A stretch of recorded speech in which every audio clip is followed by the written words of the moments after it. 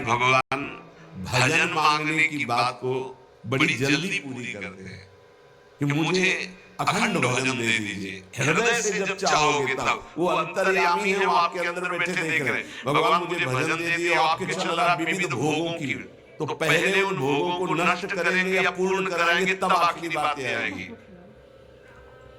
जब विभीषण जी श्री भगवान के सन्मुख गए तो भगवान ने सबसे पहली बात पूर्ण की जो लंका में चलते समय भाव आया था कि भगवान के चरणों का आश्रय लेकर उनके बाहुबल से इस रावण का विनाश करके जिस सिंहासन पर बैठकर इसने लात मारी यहीं बैठूंगा आगे।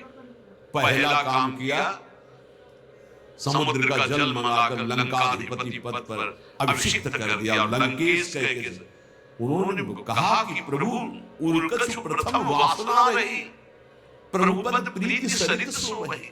प्रभु आपके चरणों के दर्शन से कोई कामना नहीं, भगवान कहते नहीं पहले कामना की थी उसकी पूर्ति ले लो।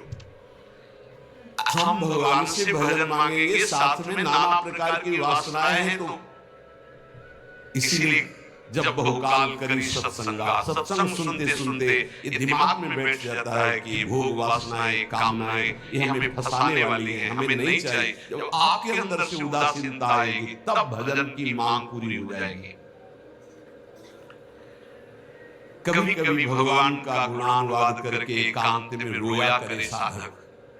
कभी रोना आता है अपने इंद्रिय और मन के विलास की पूर्ति ना होने पर। इतने मोटे मोटे आंसू गिरते तब लगता है कितने कीमती आंसू कितने घटिया जगह में गिरा रहे हो। अरे इन्हीं से प्रभु को खरीद लेते हैं। अगर उनके लिए रो देते तो इतने करुणामय है वो कि आपको आभास होने लगता, भले अंतःकरण स्फूर्ति की व्याकुलता नहीं कि मेरे प्रभु हम पर कितनी कृपा कर रहे हो। अगर हृदय से उनको पुकारे तो निश्चित वो अनुभव में आ जाते हैं। छोटी छोटी बातों में लोग रो देते हैं, ऐसे रो देते हैं, मोटे मोटे आंसू चल रहे बात में ऐसे, और प्रभु की चर्चा हो जाए घंटों कोई फर्क नहीं पड़ेगा। ये तो आश्चर्य लगता है। और भक्तों को चाहे जितना भीषण कष्ट हो कभी आंसू नहीं निकल सकते। जब आंसू निकलेंगे तो भगवत भाव में निकलेंगे। कह रहे नारायण स्वामी कि अजपा जाप के लिए भगवान से प्रार्थना करो, कभी कभी एकांत में उनके स्तोत्र हैं, गुण हैं, उनको गा गा कर रो, उनसे प्रार्थना करो, हे दीनबंधु मुझे अपना अखंड भजन दे दो।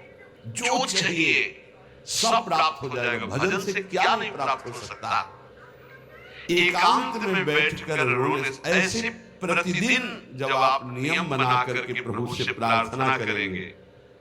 मीराबाई जी ऐसा ही करती थी, रात्रि में गिरधर से बात करती थी, प्रार्थना करती थी।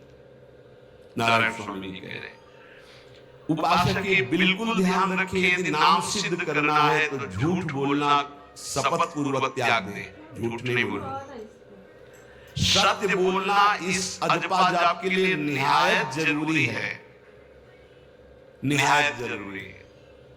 प्रार्थना है काय को मलिन करे जिह्वा। जब हम भगवत मार्ग में चल रहे तो ये याद भूल जाती है हमें कि हमें सत्य ही भाषण करना है, असत्य नहीं बोलना।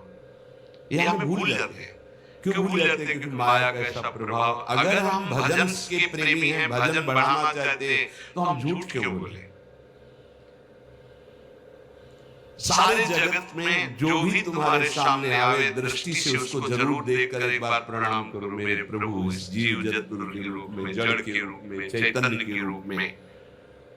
इससे तुम्हारे हृदय में पवित्रता बढ़ेगी, अजपा जाप चलने में सहायक होगा।